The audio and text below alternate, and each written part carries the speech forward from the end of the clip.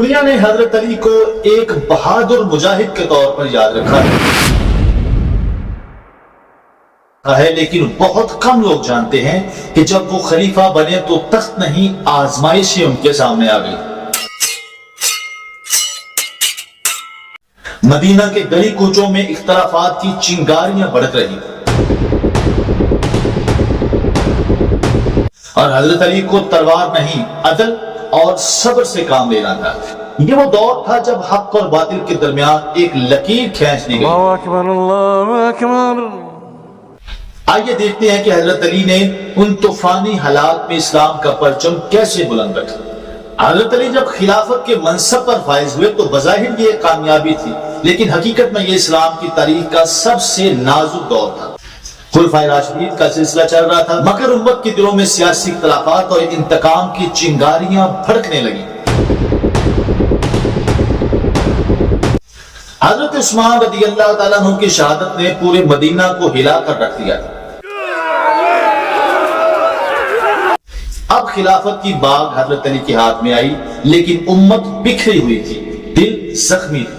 یہ وہ وقت تھا جب حضرت علی کو نہ صرف دشمنوں کا سامنا تھا بلکہ اپنوں کے اختلافات نے بھی ان کے لیے زمین تنگ کر دی تھی۔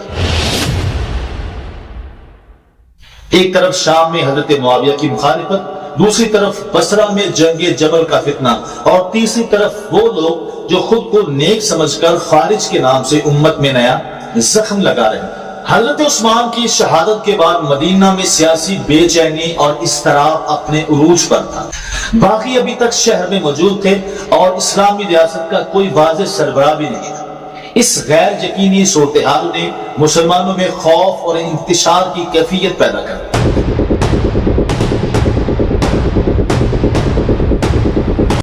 یہ ایک ایسا وقت تھا جب کسی مضبوط قابل اعتماد شخصیت کی قیادت کی شدید ضرورت تھی۔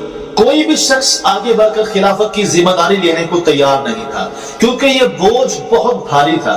باغی اور کچھ دیگر لوگ چاہتے تھے کہ خلافت کا مسئلہ فوراً حل ہو، جبکہ مدینہ کے معززین اور مہاجرین و انصار کے اہم رہنما اس فیصلے میں جلدی نہیں کرنا چاہتے تھے۔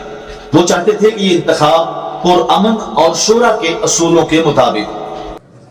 اللہ اکبر، اللہ اکبر۔ سب سے پہلے لوگوں نے حضرت زبیر اور حضرت طلحہ سے رابطہ کیا اور ان سے خلافت قبول کرنے کی درخواست کی،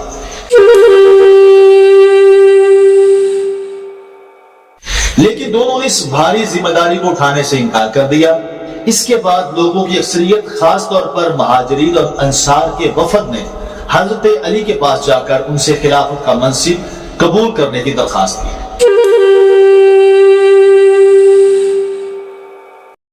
حضرت علی نے شروع میں یہ پیشکش قبول کرنے سے انکار کر دیا۔ حضرت علی رضی اللہ تعالیٰ عنہ کا موقف یہ تھا کہ وہ امیر بننے کی بجائے وزیر بننا پسند کریں۔ ان کا یہ انکار دراصل حالات کی سنگینی کا ادراک تھا۔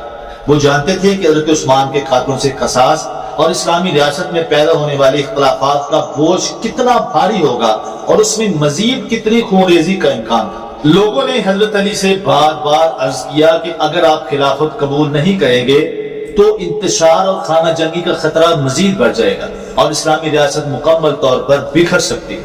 حضرت علی رضی اللہ تعالیٰ عنہ نے یہ صورتحال دیکھتے ہوئے کہا کہ میں یہ خلافت اس وقت تک قبول نہیں کروں گا جب تک یہ بیعت مسجد نبوی میں عام لوگوں کے سامنے نہ ہو۔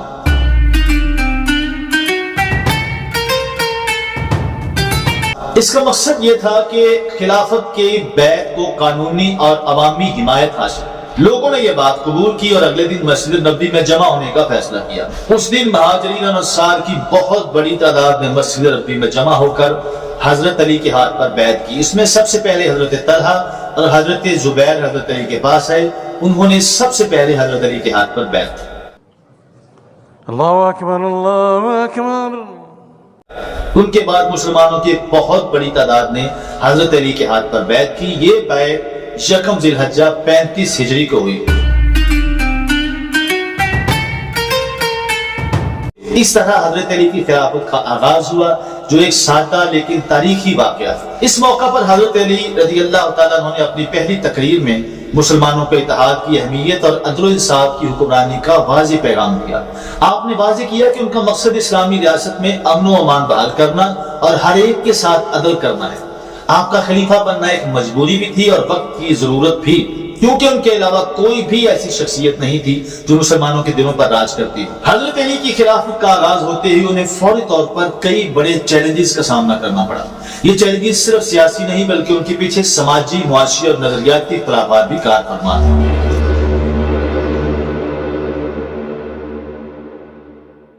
खलीफा बनने के बाद हजरत अली ने सबसे पहला और अहम फैसला ये किया कि हजरत उस्मान के मुकर्रर करदा अक्सर गवर्नरों को उनकी ओहदों से हटा दिया। ये एक इंतहाई जुर्रतमंदाना और जरूरी कदम था, लेकिन इस कदम ने बहुत सारे लोगों को नाराज कर दिया। हजरत अली को यह खतरा था कि जिन लोगों ने हजरत उस्मान के खिलाफ बगावत की थी वो गवर्नरों के ओहदों पर रहते हुए दोबारा फितना बर्पा कर सकते हैं। आपका मकसद ये था कि इस्लामी रियासत का नज़्म व नस्क नए सिरे से कायम किया जाए। ऐसे अफराद को जिम्मेदारियां सौंपी जाएं जो मुकम्मल तौर पर उनके वफादार और उसूलों पर कारबंद रहे। मदीना के बहुत से लोग इस बात पर जोर दे रहे थे कि पुराने निजाम को तब्दील किया जाए ताकि हजरत उस्मान के दौर में पैदा होने वाली शिकायत का खात्मा हो।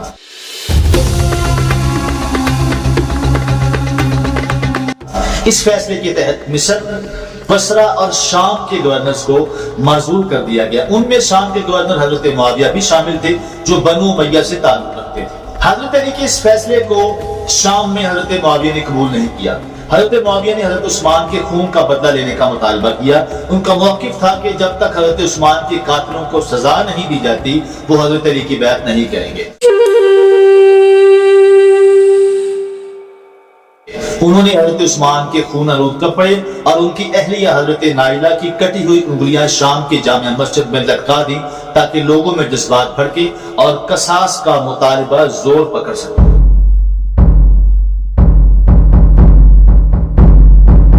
यहाँ ये समझना जरूरी है कि हजरत मुआविया का ये मुतालिबा सिर्फ जज्बाती नहीं था बल्कि इसके पीछे सियासी मुहर्रिकात भी थे, क्योंकि वो शाम की गवर्नरी छोड़ने को तैयार नहीं थे। उनका ये मुतालिबा दरअसल इस फैसले के खिलाफ एक सियासी चाल थी। हजरत अली को सिर्फ हजरत मुआविया के चैलेंज का सामना नहीं था बल्कि खुद मदीना में भी उनके खिलाफ आवाजें उठ रही थी। हजरत तलहा और हजरत जुबैर जो इब्तिदा में हजरत अली के हक में थे वो भी जल्द ही उनके मुखालिफ हो गए। उनका भी यही मुतालबा था कि हजरत उस्मान के कातिलों को फौरी तौर पर सजा दी जाए। हजरत अली का मौक़िफ़ ये था कि कातिलों की तादाद बहुत ज्यादा है और वो शहर के अंदर छुपे हुए हैं। अगर उनके खिलाफ कार्रवाई की गई तो इससे मदीना में मजीद खून खराबा हो सकता है और पूरी इस्लामी रियासत में जंगी फैल सकती है। उनका कहना था कि पहले रियासत में अमन व अमान बहाल किया जाए और फिर शरई अदालत के जरिए मुजरिमों को सजा दी जाए। इस इख्तिलाफ राय ने एक बहुत बड़ा बुहरान पैदा कर दिया। हजरत तलहा और हजरत जुबैर ने हजरत आयशा सिद्दीका से राब्ता किया जो उस वक्त मक्का में थी और सब मिलकर बसरा की तरफ रवाना हो गए।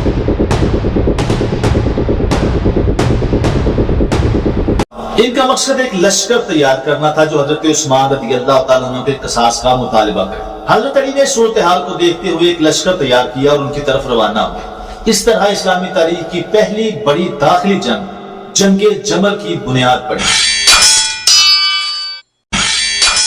हजरत अली ने जब ये देखा कि हजरत तलहा और हजरत जुबैर और उम्मुल मोमिनीन हजरत आयशा सिद्दीका ने एक लश्कर तैयार कर लिया है और वो बसरा की तरफ रवाना हो चुके हैं तो आपने भी अपने लश्कर के साथ कूफा का रुख किया। इसका मकसद उन्हें बसरा पहुंचने से पहले रोकना या सुलह की कोशिश करना था।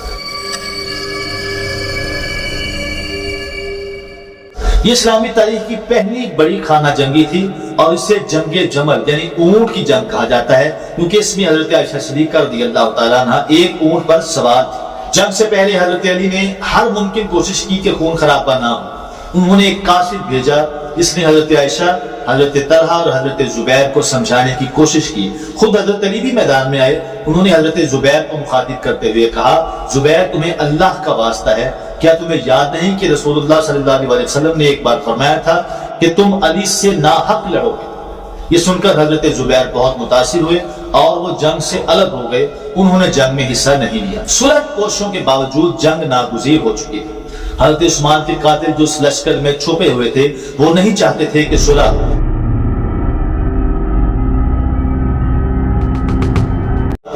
انہوں نے رات کی تاریکی میں دونوں لشکروں پر حملہ کر دیا تاکہ یہ لگے کہ ایک فریق نے دوسرے پر حملہ کیا ہے۔ اس حملے کے بعد دونوں لشکروں میں جنگ شروع ہو گئی۔ حضرت علی کے لشکر میں تقریباً 20,000 افراد تھے، جبکہ مخالف فریق میں تقریباً 30,000 افراد تھے۔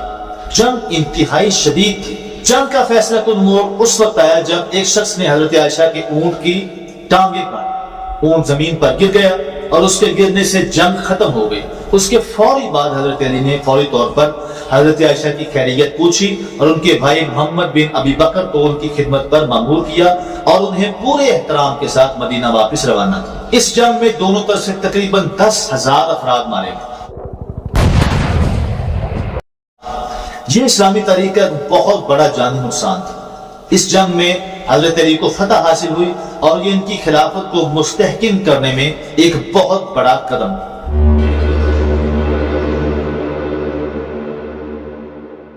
اس جنگ کے بعد حضرت علی نے مدینہ کی بجائے کوفہ کو اپنا دارالحکومت بنایا۔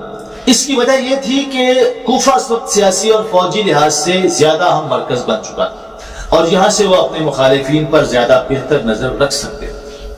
جنگ جمل کے بعد حضرت علی کا اگلا بڑا چیلنج حضرت معاویہ کا مقابلہ کرنا تھا، جنہوں نے شام میں اپنی طاقت مضبوط کر لی تھی۔ جنگ جمل کے بعد حضرت علی نے حضرت معاویہ کی طرف توجہ دی اور انہیں ایک خط لکھا جس میں ان سے بیعت کا مطالبہ کیا گیا، لیکن حضرت معاویہ نے بیعت کرنے سے انکار کر دیا اور حضرت عثمان کے قصاص پر اڑے رہے۔ دونوں کے درمیان خطوں کی کتابت ناکام ہو چکی تھی اور جنگ ناگزیر ہو چکی۔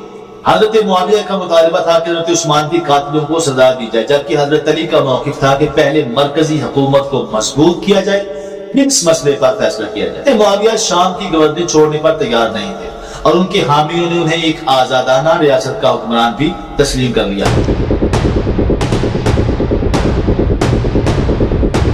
جو جنگ صفین کا آغاز 37 ہجری 657 عیسوی میں عراق اور شام کی سرحد پر دریائے فرات کے کنارے صفین نامی مقام پر جنگ کئی دنوں تک جاری رہی۔ ابتدائی دنوں میں کوئی فیصلہ نہیں ہو سکا تھا، دونوں طرف سے بڑی تعداد میں لوگ مارے جا چکے تھے۔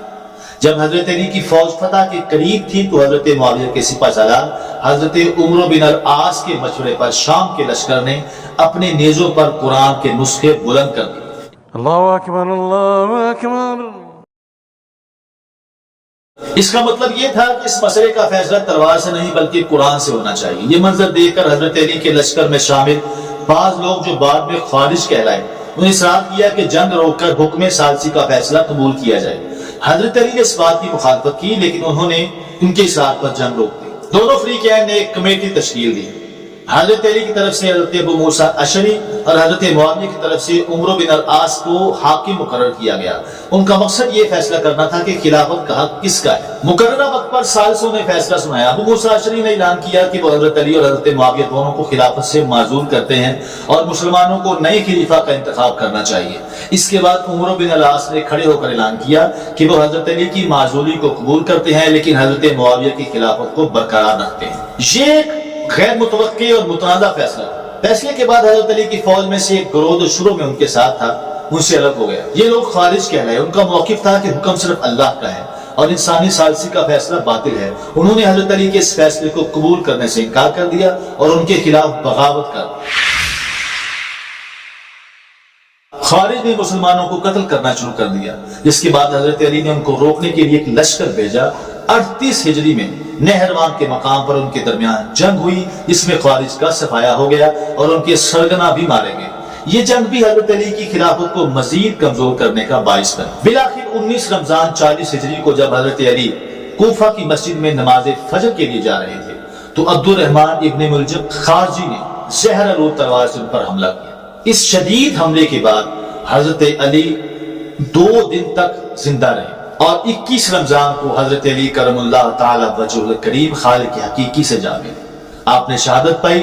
آپ کی شہادت کے بعد مسلمانوں میں مکمل طور پر سیاسی انتشار پھیل گیا۔ حضرت علی کی خلافت اگرچہ مختصر تھی لیکن وہ عدل و انصاف، حکمت اور بے مثال شجاعت کی مثال بنی رہی۔ ناظرین، اس ویڈیو کا مقصد آپ کو اسلامی تاریخ سے آشنا کرنا ہے۔ یہ ویڈیو آپ کو پسند آئی ہے تو اس کو لائک کر دیں، چینل پر نئے ہیں تو سبسکرائب کریں۔ ہم آپ کے لیے اسی طرح کی اسلامک ویڈیوز لے کر آتے ہیں۔ السلام علیکم ورحمۃ اللہ وبرکاتہ۔